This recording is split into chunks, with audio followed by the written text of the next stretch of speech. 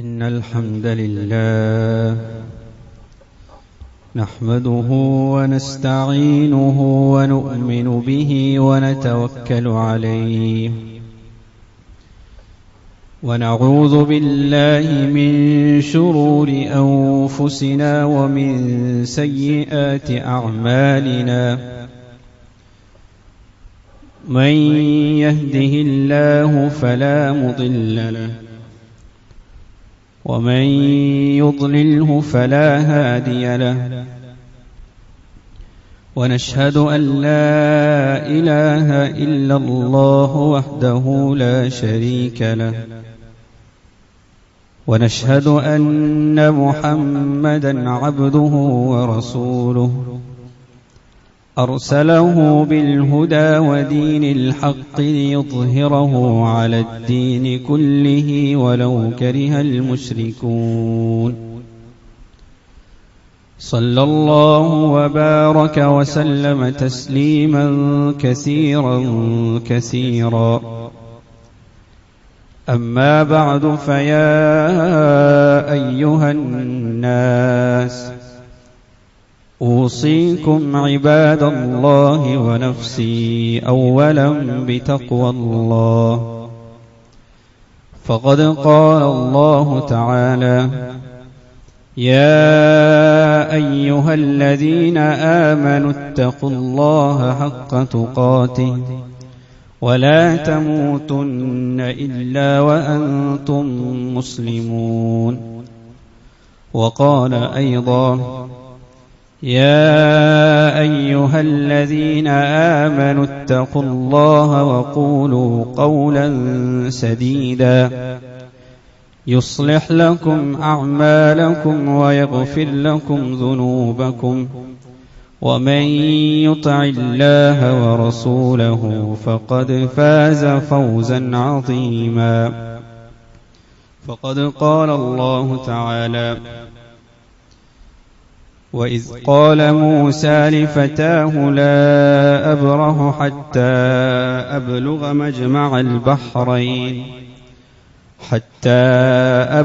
مجمع البحرين أو أمضي حقبا رب اشرح لي صدري ويسر لي أمري واحلل عقدة من لساني يفقه قولي إن أريد إلا الإصلاح ما استطعت وما توفيقي إلا بالله عليه توكلت إليه أنيب اللهم عليك توكلت وإليك أنيب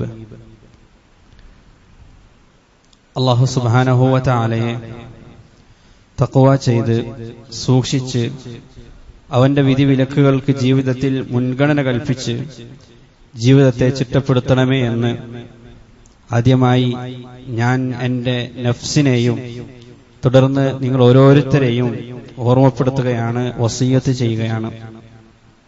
അല്ലാഹു സുബ്ഹാനഹു വ തആല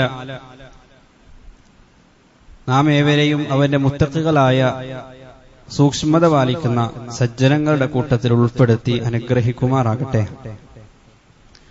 നമ്മിൽ നിന്ന് വന്നുപോയിട്ടുള്ള പോരായ്മകളും പിഴവുകളും തെറ്റുകുറ്റങ്ങളും അവന്റെ ഫദ്ൽ കൊണ്ട്, റഹ്മത്ത് കൊണ്ട്, കാരുണ്യം കൊണ്ട് നാം ഇവർക്കും മാപ്പയാക്കി നൽകുമാറാകട്ടെ. നമ്മിൽ നിന്ന് മരണപ്പെട്ടു പോയവർ, നമ്മളിൽ രോഗം കൊണ്ട് പ്രയാസപ്പെടുന്നവർ, സാമ്പത്തികമായി പ്രയാസപ്പെടുന്നവർ, മറ്റിതര പരീക്ഷണങ്ങൾ അനുഭവിച്ചുകൊണ്ടിരിക്കുന്ന ആളുകൾ, ദുആ കൊണ്ട് വസിയ്യത്ത് ചെയ്തവർ, അല്ലാഹു അവർക്ക് എല്ലാ അർത്ഥത്തിലുള്ള ഐശ്വര്യവും ഖൈറും പ്രദാനം ചെയ്യുമാറാകട്ടെ. വിശുദ്ധ ഖുർആനിൽ വളരെയധികം പരാമർശിക്കപ്പെട്ട ഒരു പ്രവാചകനാണ് മൂസ അലൈഹിസ്സലാം. മൂസ അലൈഹിസ്സലാമയുടെ ചരിത്രത്തിന്റെ ഏറ്റവും വലിയൊരു പ്രത്യേകതയായി ചൂണ്ടിക്കാണിക്കപ്പെടാറുള്ളത് വിശുദ്ധ ഖുർആനിന്റെ പല ഭാഗങ്ങളിലും അദ്ദേഹത്തിന്റെ ചരിത്രം പലകുറി വിവിധ രൂപത്തിൽ ആവർത്തിക്കപ്പെടാറുണ്ട് എന്നുള്ളതാണ്. അതുകൊണ്ട് തന്നെ വിശുദ്ധ ഖുർആനിൽ ഏറ്റവും കൂടുതൽ പേര് പരാമർശിക്കപ്പെട്ട പ്രവാചകൻ ഏതാണെന്ന് ചോദിച്ചാൽ അത് മൂസ അലൈഹിസ്സലാമയാണ്. എന്നാൽ മൂസാ അലൈഹിസ്സലാമയുടെ ഒരു ചരിത്ര സംഭവം അത് വിശുദ്ധ ഖുർആനിൽ ഒരിടത്ത് മാത്രമാണ് പ്രതിപാദിക്കപ്പെട്ടിട്ടുള്ളത്. അതിന്റെ ഒരു സൂചന പോലും മറ്റെവിടെയും ഖുർആൻ കൊണ്ടുവരുന്നതായി നമുക്ക് കാണാൻ കഴിയുകയില്ല. അത് സൂറത്തുൽ കഹ്ഫിൽ അല്ലാഹു സുബ്ഹാനഹു വ തആല പ്രതിപാദിച്ച മൂസാ അലൈഹിസ്സലാമയുടെ ഒരു ചരിത്ര സംഭവമാണ്. അത് വിശുദ്ധ ഖുർആനിൽ ഒരിടത്ത് മാത്രമാണ് പ്രതിപാദിക്കപ്പെട്ടിട്ടുള്ളതെങ്കിലും എല്ലാ ആഴ്ചകളിലും ആ ചരിത്രം നാം സ്മരിക്കേണ്ടതായുണ്ടെന്ന് റസൂൽ കരീം സല്ലല്ലാഹു അലൈഹി വസല്ലമ തങ്ങൾ നമുക്ക് നിർദ്ദേശം നൽകിയിട്ടുണ്ട്. അതിൽ നിന്ന് തന്നെ മൂസാ അലൈഹിസ്സലാമയുമായി ബന്ധപ്പെട്ട ആ ചരിത്ര സംഭവത്തിൽ നിന്ന് എത്രത്തോളം നാം ജീവിതത്തിൽ ഉൾക്കൊള്ളാനുണ്ട് എന്ന് നമുക്ക് ബോധ്യപ്പെടും. മൂസാ അലൈഹിസ്സലാമയുടെ പ്രത്യേകത എന്നുള്ളത് ലോകത്തെ ഏറ്റവും വലിയ വേദഗ്രന്ഥം നൽകപ്പെട്ട ഒരു പ്രവാചകനാണ് അദ്ദേഹം. ഇഞ്ചീലിനേക്കാളും വിശുദ്ധ ഖുർആനിനേക്കാളുമെല്ലാം എത്രയോ 10 മടങ്ങ് വലിപ്പമുള്ള ഗ്രന്ഥമാണ് തൗറ, അതല്ലെങ്കിൽ തൗറാത്ത്. ആ തൗറാത്ത് നൽകപ്പെട്ടിരിക്കുന്നത് മൂസാ അലൈഹിസ്സലാമക്കാണ്. അള്ളാഹുവുമായി നേരിട്ട് സംസാരിച്ച പ്രവാചകൻ എന്ന കീർത്തിയും മൂസാ അലൈഹിസ്സലാമക്കുണ്ട്. അദ്ദേഹം കലീമുള്ളയാണ്. അതിലുപരി ബനു ഇസ്രായേല്യരിൽ ഏറ്റവും പ്രമുഖനായ, ഏറ്റവും പ്രശസ്തനായ പ്രവാചകനാണ് മൂസാ അലൈഹിസ്സലാം. ആ മൂസാ അലൈഹിസ്സലാമയോട് ഒരിക്കൽ ഇമാം ബുഖാരി ഉദ്ധരിക്കുന്ന ഹദീസിൽ കാണാം, ചോദിക്കപ്പെടുകയുണ്ടായി, ആരാണ് ഇന്ന് ഏറ്റവും അറിവുള്ള വ്യക്തി? സ്വാഭാവികമായി ന്യായമായ രൂപത്തിൽ മൂസാ അലൈഹിസ്സലാം മറുപടി നൽകി, തീർച്ചയായും ഞാനാണ്. കാരണം മൂസാ അലൈഹിസ്സലാമക്കാണെന്ന് വേദഗ്രന്ഥം നൽകപ്പെട്ടിരിക്കുന്നത്. അദ്ദേഹവുമായിട്ടാണ് അള്ളാഹു നേരിട്ട് സംസാരിച്ചുകൊണ്ടിരിക്കുന്നത്. അള്ളാഹുവിൽ നിന്നുള്ള നിർദ്ദേശങ്ങൾ അദ്ദേഹത്തിന് ലഭിച്ചുകൊണ്ടിരിക്കുന്നുണ്ട്. അപ്പൊ സ്വാഭാവികമായി അദ്ദേഹം മറുപടി പറഞ്ഞു, ഞാനാണ്. അവിടെ വെച്ച് അള്ളാഹു അദ്ദേഹത്തിന് ഒരു അറിയിപ്പ് കൊടുക്കുകയാണ്, അല്ല, അങ്ങേക്ക് നൽകപ്പെട്ടിട്ടില്ലാത്ത ചില ജ്ഞാനം നൽകി അനുഗ്രഹിക്കപ്പെട്ട ഒരു അബ്ദ്, ഒരു അടിമ, ഒരു വ്യക്തി ഇന്ന് ലോകത്തുണ്ട്. അതോടുകൂടി മൂസാ അലൈഹിസ്സലാം ആ വ്യക്തിയെ തേടി യാത്ര പുറപ്പെടുകയാണ്. ആ ജ്ഞാനം തേടി, ആ വിജ്ഞാനം തേടി മൂസാ അലൈഹിസ്സലാം പുറപ്പെടുന്ന യാത്രയാണ്. ആ ഒരു ചരിത്ര സംഭവമാണ് സൂറത്തുൽ കഹ്ഫിലെ 3ാമത്തെ ചരിത്ര സംഭവമായി അല്ലാഹു സുബ്ഹാനഹു വ തആല നമുക്ക് പ്രതിപാദിച്ചു നൽകുന്നത്. ആ ചരിത്രത്തെ പല കോണുകളിലൂടെ നമുക്ക് വീക്ഷിക്കാൻ കഴിയും. പല തലങ്ങളിൽ നിന്നുകൊണ്ട് അതിനെ പഠിക്കാൻ സാധിക്കും. അനവധി പാഠങ്ങൾ നമ്മുടെ ജീവിതത്തിലേക്ക് അതിൽ നിന്ന് എടുക്കാൻ കഴിയും. എന്നാൽ അതിൽ നിന്ന് ഒരൊറ്റ തലത്തിലുള്ള ഒരു വായന മാത്രമാണ് ഇന്ന് പങ്കുവെക്കാൻ ആഗ്രഹിക്കുന്നത്. വളരെ ചുരുക്കി പറയുകയാണെങ്കിൽ, മൂസാ അലൈഹിസ്സലാം ആ മഹാപണ്ഡിതനെ, ഗുരുവിനെ കണ്ടെത്തിയ സമയത്ത് ഫവജദ അബ്ദൻ മിൻ ഇബാദിന, അള്ളാഹു അദ്ദേഹത്തെ വിശേഷിപ്പിച്ചത് അള്ളാഹുവിന്റെ അടിയാറുകളിൽപ്പെട്ട, അള്ളാഹുവിന്റെ ദാസന്മാരിൽപ്പെട്ട ഒരു ദാസൻ, ഒരു അബ്ദ് എന്ന് മാത്രമാണ് വിശുദ്ധ ഖുർആൻ ആ വ്യക്തിയെ സംബന്ധിച്ച് നമുക്ക് പരിചയപ്പെടുത്തി തരുന്നത്. മുഫസ്സിരീങ്ങളിൽ ബഹുഭൂരിപക്ഷം ആളുകളും അത് ഖിദർ അലൈഹിസ്സലാമാണ് എന്ന് പറഞ്ഞതായി നമുക്ക് കാണാൻ കഴിയും. മൂസാ അലൈഹിസ്സലാം അദ്ദേഹത്തോട് ചോദിക്കുകയാണ്, ഹൽ അത്തബിഉക അലാ അൻ തുഅല്ലിമനി മിമ്മാ ഉല്ലിംത റുഷ്ദ, ഞാൻ അങ്ങയെ ഒന്ന് പിൻപറ്റിക്കോട്ടെയോ? അതികഠിനമായ യാത്ര കഴിഞ്ഞിട്ടാണ് അവിടെ എത്തുന്നത്. അതേ സംബന്ധിച്ചുള്ള വിവരണം ഖുർആനിൽ കാണാം. അതിസാഹസികമായ, അതികഠിനമായ, യാതനകൾ നിറഞ്ഞ യാത്ര കഴിഞ്ഞ് അദ്ദേഹത്തെ കണ്ടുമുട്ടുകയാണ്. ആ സമയത്ത് മൂസാ അലൈഹിസ്സലാം ചോദിക്കുകയാണ് എളിമയോടുകൂടി, ഹൽ അത്തബിഉക, ഞാൻ ഒന്ന് അങ്ങയെ പിൻപറ്റിക്കോട്ടെയോ? അലാ അൻ തുഅല്ലിമനി മിമ്മാ ഉല്ലിംത റുഷ്ദ, അങ്ങേക്ക് നൽകപ്പെട്ട ജ്ഞാനത്തിൽ നിന്ന് ചിലത് അങ്ങ് എനിക്ക് പഠിപ്പിച്ചു നൽകാൻ ഞാൻ അങ്ങയെ പിൻപറ്റിക്കോട്ടെയോ എന്ന് ചോദിക്കുകയാണ്. ആ സമയത്ത് ആ അധ്യാപകൻ മൂസാ അലൈഹിസ്സലാമക്ക് കൊടുക്കുന്ന മറുപടി, താങ്കൾ ഇതിനൊരിക്കലും യോഗ്യനല്ല എന്ന മറുപടിയാണ്. താങ്കൾക്ക് ഇതിന് സാധിക്കുകയില്ല, എന്റെ കൂടെ പഠിക്കാനോ എന്റെ കൂടെ ജീവിക്കാനോ നിനക്ക് സാധിക്കുകയില്ല എന്ന മറുപടിയാണ് ആ അധ്യാപകൻ മൂസാ അലൈഹിസ്സലാമക്ക് നൽകിയത്. ഇന്നക ലൻ തസ്തതിയ മഅയ സബറ, ഒരിക്കലും താങ്കൾക്ക് എന്റെ കൂടെ ക്ഷമിച്ചിരിക്കാൻ സാധിക്കുകയില്ല. ഏത് പ്രവാചകനോടാണ് അത് പറയുന്നത് എന്ന് നമ്മൾ ആലോചിച്ചു നോക്കുക. എല്ലാ അർത്ഥത്തിലും ബനു ഇസ്രായേല്യരാൽ ക്ഷമ പരീക്ഷിക്കപ്പെട്ട, പല യാതനകളും പീഡനങ്ങളും നേരിട്ട് അനുഭവിച്ച, ആ അർത്ഥത്തിലെല്ലാം അവിടെല്ലാം സബർ ഉൾക്കൊണ്ട, ക്ഷമ ഉൾക്കൊണ്ട ആ പ്രവാചകനോട് ഈ അധ്യാപകൻ പറയുകയാണ്, ഇന്നക ലൻ തസ്തതിയ മഅയ സബറ, അങ്ങേക്കൊരിക്കലും എന്റെ കൂടെ ക്ഷമിച്ചിരിക്കാൻ, സാബിറായി കഴിയാൻ സാധിക്കുകയില്ല. ആ സമയത്ത് മൂസ അലൈഹിസ്സലാം അഹങ്കാരത്തോടുകൂടി, അഹംഭാവത്തോടുകൂടി, അതല്ലെങ്കിൽ അഭിമാനത്തോടുകൂടി ഞാൻ ആരാണ് എന്നവിടെ പരിചയപ്പെടുത്തി കൊടുക്കുകയല്ല ചെയ്യുന്നത്. മൂസ അലൈഹിസ്സലാം വീണ്ടും അങ്ങേയറ്റത്തെ എളിമയോടുകൂടി അദ്ദേഹത്തോട് പറഞ്ഞു, സതജിദുനി ഇൻഷാ അല്ലാഹു സാബിറ, അല്ലാഹു ഉദ്ദേശിക്കുകയാണെങ്കിൽ ഞാൻ തീർച്ചയായും അങ്ങയുടെ മുന്നിൽ സാബിറായിരിക്കും, സഹനശീലനായിരിക്കും. സതജിദുനി ഇൻഷാ അല്ലാഹു സാബിറൻ വലാ അഅസി ലക അംറ, ഒരിക്കലും അങ്ങയോട് ഞാൻ ധിക്കാരം പ്രവർത്തിക്കുകയില്ല. ഒരു കൊച്ചു കുട്ടിയായി, ഒരു ശിഷ്യനായി മൂസ അലൈഹിസ്സലാം ആ അധ്യാപകന് മുന്നിൽ മാറുകയാണ്. വളരെ ചുരുക്കി പറയുകയാണെങ്കിൽ ഖുതുബയുടെ ഈ വളരെ പരിമിതമായ സമയത്തെ പരിഗണിച്ച് പിന്നീട് നടക്കുന്ന ആ സംഭവങ്ങളെ വളരെ ചുരുക്കി പറയുകയാണെങ്കിൽ 3 അനുഭവങ്ങളിലൂടെ മൂസ അലൈഹിസ്സലാം കടന്നുപോവുകയാണ്. ഏറ്റവും ആദ്യത്തെ അനുഭവം, ഫന്തലഖ ഹത്താ ഇദാ റകിബ ഫി സഫീന, അവരിരുവരും നടന്ന് ഒരു കപ്പലിലേക്ക് പ്രവേശിക്കുകയാണ്. ആ കപ്പലിലേക്ക് പ്രവേശിച്ചതിന് ശേഷം ആ കപ്പൽ യാത്ര തുടങ്ങിയപ്പോഴ്, അത് ഓരത്തേക്ക് അടുക്കാറായപ്പോഴ്, ഖറഖഹ, ആ ഖിദർ എന്ന് അറിയപ്പെടുന്ന ആ അധ്യാപകൻ, ആ ഗുരു, ആ കപ്പലിന് കേടുപാടുകൾ വരുത്തുന്നതാണ് മൂസ അലൈഹിസ്സലാം കാണുന്നത്. അദ്ദേഹത്തിന് അതിലുള്ള യുക്തി ഒരിക്കലും മനസ്സിലാകുന്നില്ല. അദ്ദേഹം ചോദിക്കുകയാണ്, അഖറഖതഹ ലിതുഗ്രിഖ അഹ്ലഹ, ആദ്യമേ ഈ അധ്യാപകൻ മൂസ അലൈഹിസ്സലാമിയോട് പറഞ്ഞിട്ടുണ്ട്, നീ എന്റെ കൂടെ നടക്കാൻ ഉദ്ദേശിക്കുന്നുണ്ടെങ്കിൽ, എന്റെ കൂടെ സഹവസിക്കാൻ ഉദ്ദേശിക്കുന്നുണ്ടെങ്കിൽ, ലാ തസ്അൽനി അൻ ഷൈഇൻ, ഒന്നിനെ പറ്റിയും എന്നോട് ചോദിക്കരുത്, ഹത്താ ഉഹ്ദിസ ലക മിൻഹു ദിക്റ, നിന്നോട് പറയപ്പെടുന്നത് വരെ ക്ഷമയാവലംബിച്ച് എന്റെ കൂടെ കഴിയാൻ നീ തയ്യാറാകണം. പക്ഷേ മൂസ അലൈഹിസ്സലാം അത് മറന്നുപോയി. അദ്ദേഹം ചോദിക്കുകയാണ്, എന്തിനാണ് പാവങ്ങളായ മത്സ്യത്തൊഴിലാളികളുടെ ആ കപ്പൽ എന്തിനാണ് അങ്ങ് കേടുവരുത്തുന്നത്? മാത്രമല്ല അവർ നമുക്ക് വലിയൊരു ഉപകാരമാണ് ചെയ്തത്. യാതൊരു വിധത്തിലുള്ള കൂലിയും വാങ്ങാതെ സൗജന്യമായി മറുകരയിലേക്ക് എത്തിക്കാൻ അവർ തയ്യാറായി. ആ ഉപകാരത്തിന് പ്രത്യുപകാരം ചെയ്യുന്നതിന് പകരം അങ്ങ് ഇത്ര വലിയ ഉപദ്രവമാണോ അവർക്ക് വരുത്തിവെക്കുന്നത്?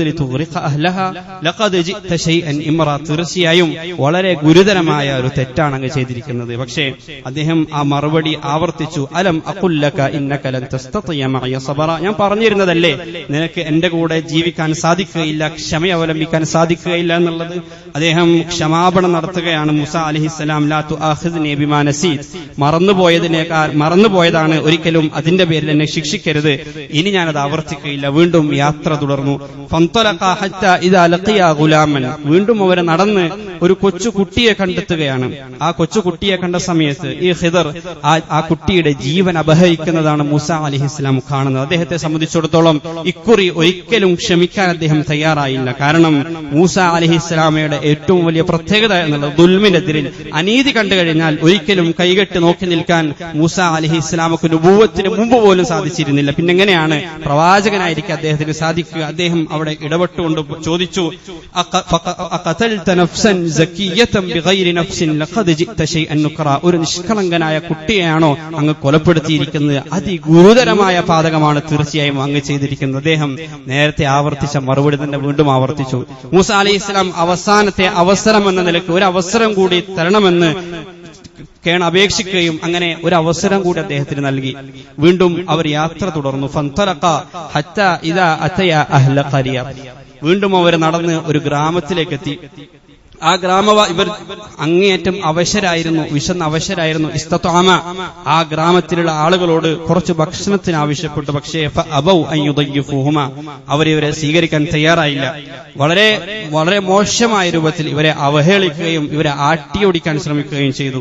അങ്ങനെ അവർ നടന്നു പോകുമ്പോഴാണ് കൂടെ ഉണ്ടായിരുന്ന ഈ അധ്യാപകൻ, ഈ ഗുരു, അവിടെ വീഴാറായ ഒരു മതില് അദ്ദേഹത്തിന് ശ്രദ്ധയിൽപ്പെടുന്നത്. ഫഅഖാമ, അദ്ദേഹം ആ മതില് നന്നാക്കാൻ തുടങ്ങി. ആ മതിൽ നന്നാക്കുന്നത് കൂടി കണ്ടപ്പോഴേ മൂസ അലൈഹിസ്സലാം ക്ഷമിക്കാൻ കഴിഞ്ഞില്ല. കാരണം ഇത്രമാത്രം ഉപദ്രവം വരുത്തിയ ഒരു സമൂഹത്തിന് വേണ്ടി എന്തിനാണ് ഈ ഒരു പ്രയോജനം സൗജന്യമായി ചെയ്യുന്നത്, ഒരു സേവനം അനുഷ്ഠിക്കുന്നത്? നേരത്തെ ഞങ്ങൾക്ക് പ്രയോജനം ചെയ്ത, ഞങ്ങളോട് ഉപകാരം ചെയ്ത ഒരു സമൂഹത്തോട് അങ്ങെന്താണ് ചെയ്തത്? അവർക്ക് ഉപദ്രവമാണ് സമ്മാനിച്ചത്. ഒരർത്ഥത്തിൽ ഉപദ്രവവും നമുക്ക് ഏൽപ്പിക്കാതിരുന്ന ഒരു കൊച്ചു കുട്ടിയെ അങ്ങ് കൊലപ്പെടുത്തി. ഇപ്പോ ഇതാ നമ്മോട് ഉപദ്രവം കാണിച്ച ഒരു സമൂഹത്തോട് അങ്ങ് ഉപകാരം കാണിക്കുകയാണോ? എന്തായിരുന്നാലും ഇത് ചെയ്യേണ്ടതില്ല എന്ന് ഞാൻ പറയുന്നില്ല. പക്ഷേ ലൗ ശിഅ്ത ലത്തഖസ്ത അലൈഹി അജ്റ, വേണമായിരുന്നുവെങ്കിൽ ഏറ്റവും ചുരുങ്ങിയത് അതിന് പകരം അവരോടൊരു കൂലിയെങ്കിലും വാങ്ങാമായിരുന്നില്ലേ? അതിന് പകരം ഭക്ഷണമെങ്കിലും ആവശ്യപ്പെടാമായിരുന്നില്ലേ എന്ന് ചോദിക്കുകയാണ്. ഈ ഒരു ഘട്ടത്തിൽ ആ അധ്യാപകൻ പറഞ്ഞു, ഹാദാ ഫിറാഖു ബൈനി വബൈനിക, ഇവിടെ നമുക്ക് വേർപിരിയാം, നിനക്ക് നിന്റെ വഴിയെ സഞ്ചരിക്കാം, ഞാൻ എന്റെ വഴിയെ തുടരും. സഉനബ്ബിഉക ബിതഅ്വീലി മാ ലം തസ്തതി അലൈഹി സബ്റ, എന്തായിരുന്നാലും വേർപെട്ട സ്ഥിതിക്ക് ഇതുവരെ സംഭവിച്ച കാര്യങ്ങൾക്ക് പിന്നിലെ ചില പൊരുള്, ചില രഹസ്യങ്ങൾ ഞാൻ നിനക്ക് വ്യക്തമാക്കി തരാം. പിന്നീട് ആദ്യത്തെ സംഭവം, അതിന്റെ പിന്നിൽ ഒളിഞ്ഞിരുന്ന പൊരുള്, അള്ളാഹുവിന്റെ തീരുമാനത്തെ സംബന്ധിച്ച്, അതിന് പിന്നിലുണ്ടായിരുന്ന അള്ളാഹുവിന്റെ ഹിക്മത്തിനെ സംബന്ധിച്ച്, യുക്തിയെ സംബന്ധിച്ച് മൂസ അലൈഹിസ്സലാമക്ക് ഈ ഖിദർ പറഞ്ഞു കൊടുക്കുകയാണ്. അദ്ദേഹം പറഞ്ഞു, ആദ്യത്തെ സംഭവം, അമ്മ സഫീന ഫകാനത് ലിമസാകീന യഅമലൂന ഫിൽ ബഹർ, ഏതാനും പാവപ്പെട്ട കുറച്ച് ആളുകൾ അവരുടെ ഉടമസ്ഥതയിലുണ്ടായിരുന്ന ഒരു കപ്പലായിരുന്നു അത്. എന്നാൽ ഫഅറത്തു അൻ അഈബഹാ വകാന വറാഅഹും മലികുൻ യഖുദു കുല്ല സഫീനത്തിൻ ഗസ്ബ, അതിക്രമം കാണിച്ചുകൊണ്ട് സകല കപ്പലുകളും പിടിച്ചെടുത്തുകൊണ്ടിരിക്കുന്ന ഒരു അക്രമിയായ രാജാവ് അവർക്ക് പിന്നാലെ വരുന്നുണ്ടായിരുന്നു. അദ്ദേഹത്തിന്റെ സൈന്യത്തിലേക്ക് ചേർക്കാൻ ആ നാട്ടിലുണ്ടായിരുന്ന എല്ലാ കപ്പലുകളും അദ്ദേഹം പിടിച്ചെടുത്തുകൊണ്ടേയിരിക്കുകയായിരുന്നു. പക്ഷേ ഈ പാവങ്ങളായ ആളുകളെ, ഈ ഉദാരമതികളായ ഹൃദയവിശുദ്ധിയുള്ള ഈ ആളുകളോട് റഹ്മത്ത് ചെയ്യാൻ അള്ളാഹു ഉദ്ദേശിച്ചു, അവരോട് കരുണ കാണിക്കാൻ അള്ളാഹു ഉദ്ദേശിച്ചു, അവർക്ക് അനുഗ്രഹം ചെയ്യാൻ അള്ളാഹു ഉദ്ദേശിച്ചു. അതുകൊണ്ടാണ് ഈ പ്രവൃത്തി അവിടെ സംഭവിച്ചത് എന്ന് മൂസ അലൈഹിസ്സലാമക്ക് അദ്ദേഹം പറഞ്ഞു കൊടുക്കുകയാണ്. നമ്മളൊന്ന് ആ മത്സ്യത്തൊഴിലാളികളുടെ, ആ കപ്പലിന്റെ ഉടമകളുടെ ഭാഗത്ത് നിന്നൊന്ന് ചിന്തിച്ചു നോക്കൂ. എത്ര കഠിനമായ വേദനയാണ് അവരൊരുപക്ഷെ സഹിക്കേണ്ടി വന്നിട്ടുണ്ടാവുക. എത്ര നിരാശയായിരിക്കും ആ ഒരു കാര്യം അവർക്ക് ഏൽപ്പിച്ചിട്ടുണ്ടാവുക. വലിയൊരു ഉപകാരം ഞങ്ങൾ ചെയ്തിട്ട് ഈ ഒരു ഉപദ്രവമാണോ അള്ളാഹു നമുക്ക് തിരികെ നൽകുന്നത്? വലിയൊരു നന്മ ഞങ്ങൾ ചെയ്തിട്ട് ഈ തിന്മയാണോ അള്ളാഹു ഞങ്ങളോട് ചെയ്യുന്നത്? പലപ്പോഴും നമുക്ക് അറിയാതെ ചോദിക്കുന്ന ചില ചോദ്യങ്ങളാണത്. ഇത്രയൊക്കെ ഞാൻ ചെയ്തിട്ടും അള്ളാഹു എന്തേ എന്നോട് ഇങ്ങനെ ചെയ്യുന്നത്? ഇത്രമാത്രം ആളുകൾക്ക് ഉപകാരം ചെയ്തിട്ടും എന്തേ ഞാൻ ഇങ്ങനെ പരീക്ഷിക്കപ്പെടുന്നത്? കുടുംബത്തോട് ഏറ്റവും നല്ല രൂപത്തിൽ വർത്തിച്ചിട്ടും എന്തേ കുടുംബത്തിന്റെ ഭാഗത്ത് നിന്ന് ഈ രൂപത്തിലുള്ള പരീക്ഷണം ഞാൻ ഏൽക്കേണ്ടി വരുന്നത്? സമ്പാദ്യത്തിൽ ഇത്രമാത്രം സൂക്ഷ്മത ഞാൻ കാണിച്ചിട്ടും എന്തേ എന്റെ കച്ചവടത്തിൽ നഷ്ടം വരുന്നത്? ഇതൊക്കെ നാം ചോദിക്കാറുള്ള ചില ചോദ്യങ്ങളാണ്. അതിനുള്ള മറുപടിയാണ് സത്യത്തിൽ ഖിദർ അലൈഹിസ്സലാം, മൂസ അലൈഹിസ്സലാം, അതല്ലെങ്കിൽ അല്ലാഹു സുബ്ഹാനഹു വ തആല ഈ ആയത്തിലൂടെ നമുക്ക് പഠിപ്പിച്ചു നൽകുന്നത്. ചിലപ്പോ നമുക്ക് സാമ്പത്തിക നഷ്ടം നേരിടേണ്ടി വന്നേക്കാം, ചിലപ്പോ നമ്മുടെ ജോലി നഷ്ടമായേക്കാം, ചിലപ്പോ നമുക്ക് അനിഷ്ടകരമായ പല കാര്യങ്ങളും ജീവിതത്തിൽ സംഭവിച്ചു പോയേക്കാം. എന്നാൽ അതിന്റെ പിന്നിൽ ഒളിഞ്ഞു കിടക്കുന്ന ഒരു ഹിക്മത്തുണ്ട്, അതിന്റെ പിന്നിൽ ഒളിഞ്ഞുകിരിക്കുന്ന ഒരു റഹ്മത്തുണ്ട്, അതിന്റെ പിന്നിൽ അള്ളാഹു നമ്മോട് കാണിക്കുന്ന ഒരു കാരുണ്യമുണ്ട്. അത് നമുക്ക് തിരിച്ചറിയാൻ സാധിക്കുന്നില്ല എന്നത് മാത്രമാണ് നാം മനസ്സിലാക്കേണ്ടത്. അതിന്റെ പിന്നിലുള്ള പൊരുൾ അത് നമുക്ക് മനസ്സിലാക്കാൻ കഴിയുന്നില്ല. ഈ കപ്പലിലുള്ള ആളുകളോട് സത്യത്തിൽ അള്ളാഹു വലിയ അനുഗ്രഹമാണ് ചെയ്യുന്നത്. പക്ഷെ ആ അനുഗ്രഹം നൽകുന്നതിന് മുന്നേ ചെറിയൊരു വേദന അവർക്ക് സമ്മാനിച്ചു. പിന്നീട് എന്താണ് സംഭവിച്ചത്? ആ നാട്ടിലുള്ള എല്ലാ കപ്പലുകളും നഷ്ടപ്പെട്ടു, എല്ലാ ആളുകൾക്കും നഷ്ടപ്പെട്ടു. ഇവരുടെ കപ്പൽ മാത്രം ബാക്കിയായി, ഇവരുടെ കച്ചവടം മാത്രം ബാക്കിയായി, ഈ ആളുകൾ മാത്രം ആ നാട്ടിൽ അവശേഷിച്ചു. അവർ മാത്രം അവിടെ വിജയികളായിട്ട് മാറാണ് സത്യത്തിൽ ചെയ്തത്. പക്ഷെ അതിന് കുറച്ച് കാത്തിരിക്കേണ്ടി വന്നു എന്നത് മാത്രമാണ്. രണ്ടാമത്തെ ചരിത്രത്തിന് പിന്നിലുണ്ടായിരുന്ന, രണ്ടാമത്തെ പ്രവൃത്തിയുടെ പിന്നിലുണ്ടായിരുന്ന പൊരുൾ മൂസ അലൈഹിസ്സലാമക്ക് അദ്ദേഹം പഠിപ്പിച്ചു കൊടുക്കുകയാണ്. അദ്ദേഹം പറഞ്ഞു, ആ കുട്ടി വളരെ നല്ല മാതാപിതാക്കളുടെ ഒരു കുട്ടിയായിരുന്നു. പക്ഷേ ഖശീതു അൻ യുർഹിഖഹുമാ തുഗ്യാന വ കുഫ്ര, വളർന്നു വലുതായി കഴിഞ്ഞാൽ ഈ നല്ലവരായ മാതാപിതാക്കളെ കുഫ്ർ ചെയ്യാനും ആ മാതാപിതാക്കളെ അതിക്രമം ചെയ്യാനും ആ കുഞ്ഞ് നിർബന്ധിക്കുമായിരുന്നു. വളരെ മോശപ്പെട്ട ഒരു വ്യക്തിയായി, ദുർവാശിയുള്ള ഒരു വ്യക്തിയായി, ദുർഗുണങ്ങൾ അടങ്ങിയ ഒരു വ്യക്തിയായി ആ കുഞ്ഞ് വളർന്നു വലുതാകുമായിരുന്നു. നമ്മൾ ആലോചിച്ച് നോക്ക്, ഏതൊരു മാതാപിതാക്കളെ സംബന്ധിച്ചിടത്തോളം അവർക്കൊരിക്കലും ഉൾക്കൊള്ളാൻ കഴിയാത്ത, ജീവിതകാലത്തിൽ ഒരിക്കലും അവർക്ക് മറക്കാൻ കഴിയാത്ത ഒരു പരീക്ഷണമാണ്, വേദനയാണ് ചെറുപ്രായത്തിൽ തന്നെ മക്കൾ നഷ്ടപ്പെടുക എന്നുള്ളത്. ആ പരീക്ഷണം ഒരു മാതാവോ ഒരു പിതാവോ ഒരിക്കലും ആഗ്രഹിക്കാറില്ല. അത് ഉൾക്കൊള്ളാൻ ഒരു മാതാവിനോ പിതാവിനോ സാധിക്കുകയുമില്ല. എന്നാൽ അത്ര കഠിനമായ വേദനകൾക്ക് പിന്നിൽ പോലും അള്ളാഹു ഒരു റഹ്മത്ത് ഒളിപ്പിച്ചു വെച്ചിട്ടുണ്ട് എന്നതാണ് ആ ആയത്തിലൂടെ നമ്മൾ മനസ്സിലാക്കിയത്. നമ്മൾ ആലോചിച്ച് നോക്കൂ, നിഷ്കളങ്കമായ, വേർപെട്ടുപോയ നമ്മുടെ മക്കളെ സംബന്ധിച്ചുള്ള വേദനിക്കുന്ന ഓർമ്മകളാണോ നല്ലത്? അതല്ല. അവർ വളർന്നു വലുതായി ഇരു ലോകവും നഷ്ടപ്പെടുത്തുന്ന തരത്തിൽ, നമുക്ക് തലവേദന സമ്മാനിക്കുന്ന വിധത്തിൽ, നമുക്ക് വേദനയും പ്രയാസങ്ങളും, നമ്മുടെ ജീവിതം തന്നെ നരകയാതന അനുഭവിക്കേണ്ടി വരുന്ന തലത്തിലേക്ക് നമ്മുടെ ജീവിതത്തെ തള്ളിവിടുന്ന എത്രയെത്ര മക്കളെ നമുക്ക് കാണാൻ കഴിയും. ചില മാതാപിതാക്കൾ പറയുന്നത് നമ്മൾ പോലും കേട്ടിട്ടുണ്ടാകും, ഇന്ന ഒരു മകൻ എനിക്കില്ലായിരുന്നെങ്കിൽ എത്ര നന്നായിരുന്നു. അവർക്കെതിരെ ശാപപ്രാർത്ഥന പ്രവർത്തനം നടത്തുന്ന മാതാപിതാക്കൾ നമ്മൾ കണ്ടിട്ടുണ്ട്. ഇത്ര കഠിനമായ വേദന അനുഭവിക്കുന്നതിനേക്കാൾ, ആ അർത്ഥത്തിൽ മക്കളിലൂടെ ഇരുലോകവും നഷ്ടപ്പെടുന്നതിനേക്കാൾ എത്രയോ ഭേദമാണ് ചെറുപ്രായത്തിൽ നമ്മുടെ മക്കൾ മരണപ്പെട്ടു പോയി എന്നുള്ളത്. അതിലൂടെ ആ ഖിദർ പറഞ്ഞു കൊടുക്കുകയാണ്,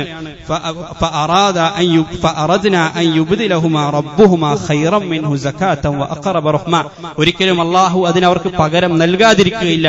അതിനേക്കാൾ കുടുംബബന്ധം ചേർക്കുന്ന, അതിനേക്കാൾ പരിശുദ്ധനായ ഒരു കുട്ടിയെ അള്ളാഹു അവർക്ക് പകരം നൽകാൻ ഇച്ഛിച്ചു, ആഗ്രഹിച്ചു. അതുകൊണ്ടാണ് ഈ കുഞ്ഞിനെ ചെറുപ്രായത്തിൽ തന്നെ തിരികെ എടുത്തത്. ഈ കുഞ്ഞിനെ സംബന്ധിച്ചിടത്തോളം ആ കുഞ്ഞിനും അത് തന്നെയാണ് ഖൈർ. കാരണം നിഷ്കളങ്കനായിരിക്കെ തന്നെ പരലോകത്തെത്തിച്ചേരാൻ, അതിലൂടെ സ്വർഗാവകാശിയെ മാറാൻ ആ കുഞ്ഞിനും സാധിച്ചു എന്നുള്ളതാണ്.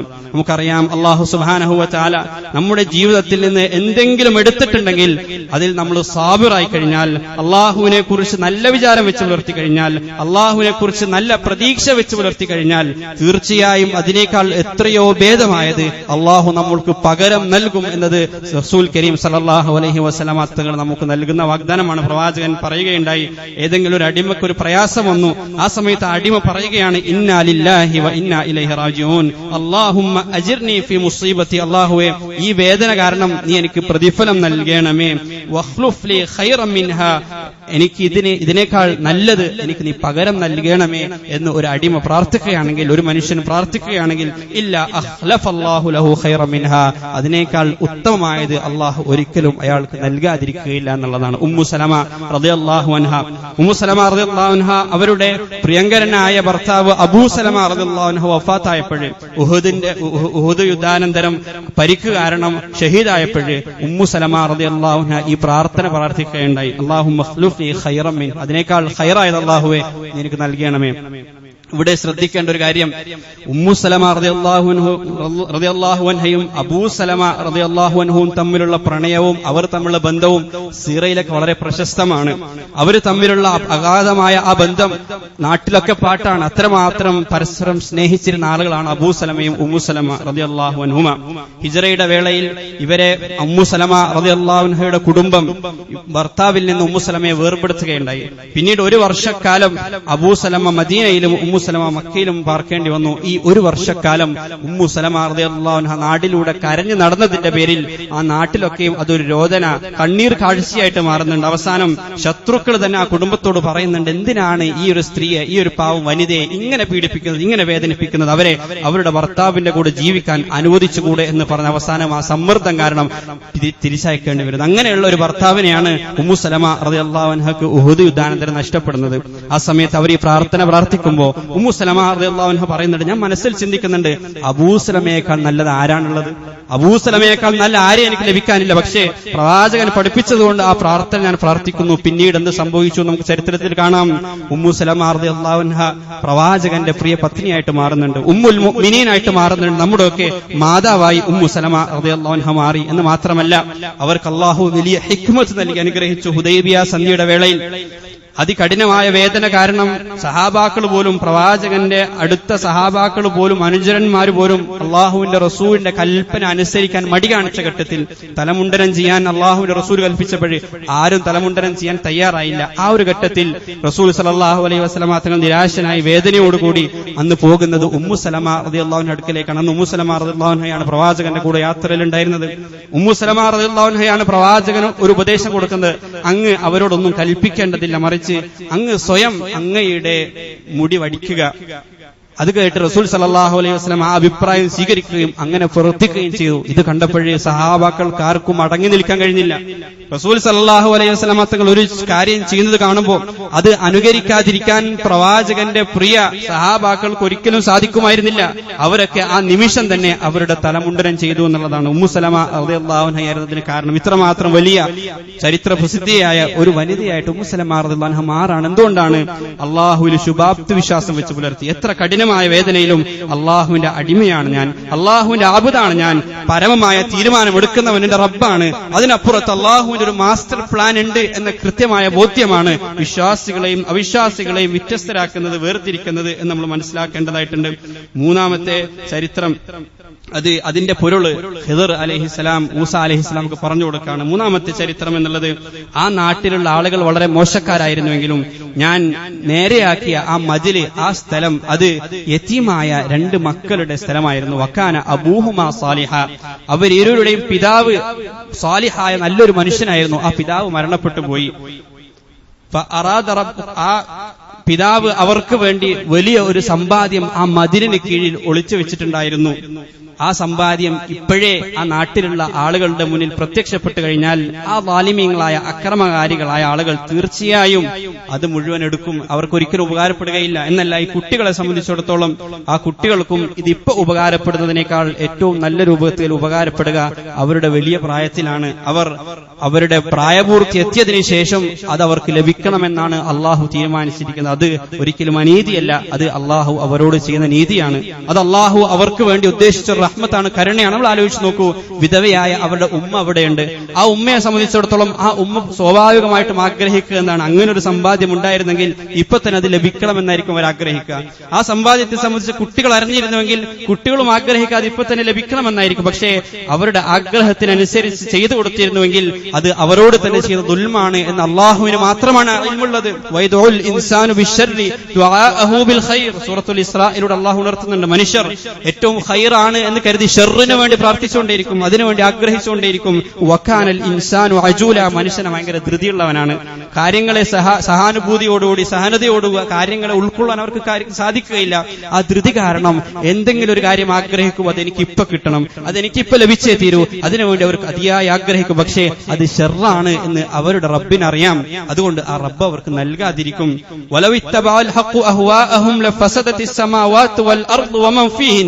ആളുകളുടെ ഇച്ഛ അനുസരിച്ച് ഈ ലോകത്തുള്ള കാര്യങ്ങൾ അള്ളാഹു ചെയ്തു കൊടുത്തിട്ടുണ്ടായിരുന്നുവെങ്കിൽ ആകാശങ്ങളും ഭൂമിയും എന്നെ നശിച്ചു പോയിട്ടുണ്ടാകുമായിരുന്നു. ഇവിടെയുള്ള മനുഷ്യരും മുഴുവൻ നശിച്ചു പോയിട്ടുണ്ടാകുമായിരുന്നു.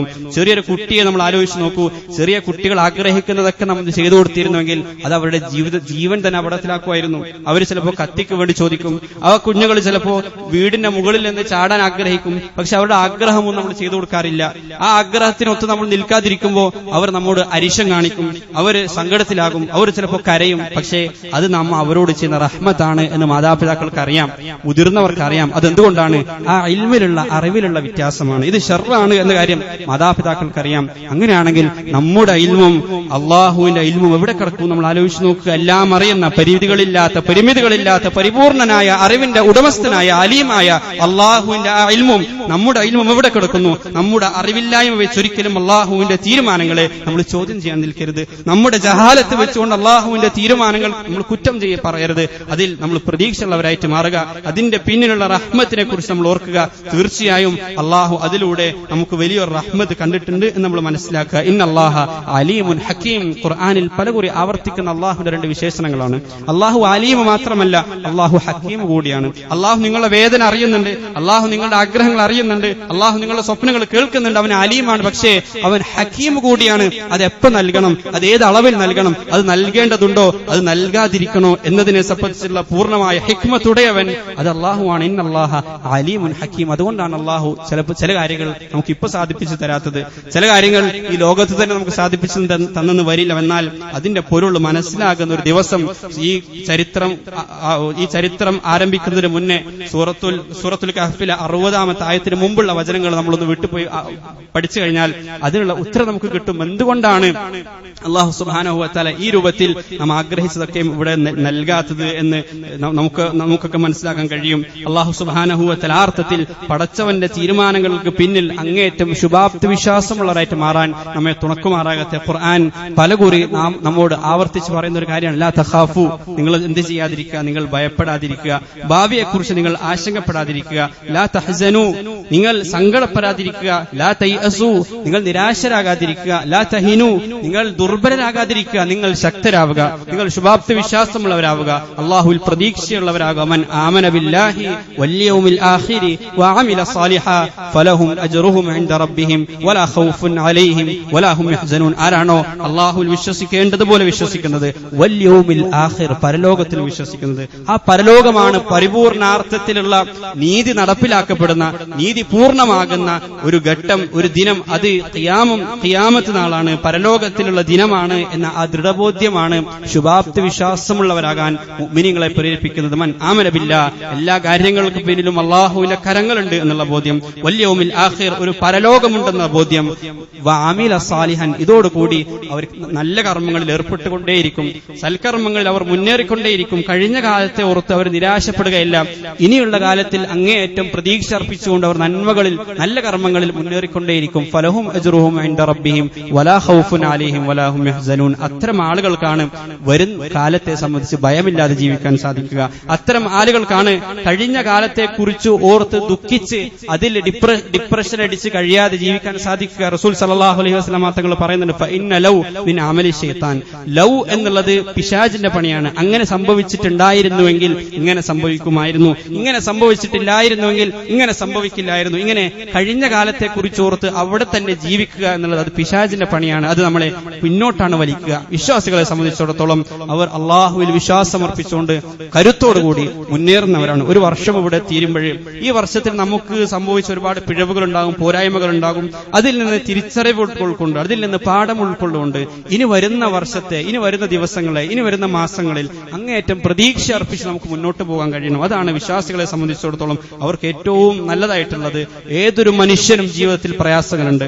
എല്ലാ മനുഷ്യരും ജീവിതത്തിൽ പല വിധത്തിലുള്ള പ്രതിസന്ധികളും പ്രതിബന്ധങ്ങളും ആ അർത്ഥത്തിലുള്ള യാതനകളും അനുഭവിക്കുന്നുണ്ട്. പരീക്ഷണങ്ങളില്ലാത്ത, പരിഭവങ്ങളില്ലാത്ത, ബുദ്ധിമുട്ടുകളും പ്രയാസങ്ങളും ഇല്ലാത്ത ഒരു മനുഷ്യനെ പോലും നമുക്ക് ലോകത്ത് കാണാൻ കഴിയില്ല. എല്ലാ ആളുകൾക്കും പ്രയാസങ്ങളും പ്രശ്നങ്ങളും ഉണ്ട്. പക്ഷേ വിശ്വാസികളും വിശ്വാസമില്ലാത്തവരും തമ്മിൽ വലിയ അന്തരമുണ്ടാകും. വിശ്വാസമുള്ളവരെ സംബന്ധിച്ചിടത്തോളം അവർ അപ്പോഴും സന്തുഷ്ടരായി അതിൽ സാബിരീങ്ങളായി കഴിയാൻ അവർക്ക് സാധിക്കും.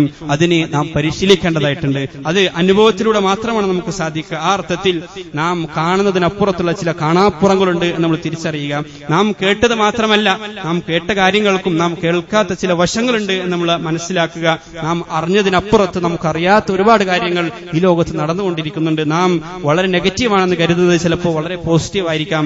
നമ്മൾ പോസിറ്റീവാണെന്ന് കരുതുന്നത് നെഗറ്റീവായിട്ട് മാറും. അല്ലാഹു സുബ്ഹാനഹു വ തആല ആ അർത്ഥത്തിൽ അള്ളാഹുവിൽ ബരമേൽപ്പിച്ചുകൊണ്ട് അള്ളാഹുവിന്റെ ഖലാഇൽ, അള്ളാഹുവിന്റെ തീരുമാനങ്ങളിൽ സന്തുഷ്ടി പ്രകടിപ്പിച്ചുകൊണ്ട് അതിൽ തൃപ്തി പ്രകടിപ്പിച്ചുകൊണ്ട് ഖാനിതീങ്ങളായിക്കൊണ്ട് യഥാർത്ഥ അടിമകളായി, അടിയാറുകളായി ജീവിക്കാൻ, താഴ്മയോടുകൂടി ജീവിക്കാനുള്ള മഹാഭാഗ്യം അല്ലാഹു സുബ്ഹാനഹു വ തആല നമുക്ക് നൽകുമാറാകട്ടെ. അതിനുള്ള കരുത്തും സ്വബറും സഹനതയും അല്ലാഹു നമുക്ക് നൽകി അനുഗ്രഹിക്കുമാറാകട്ടെ. വആഖിറു ദുആഇ അൽഹംദുലില്ലാഹി റബ്ബിൽ ആലമീൻ.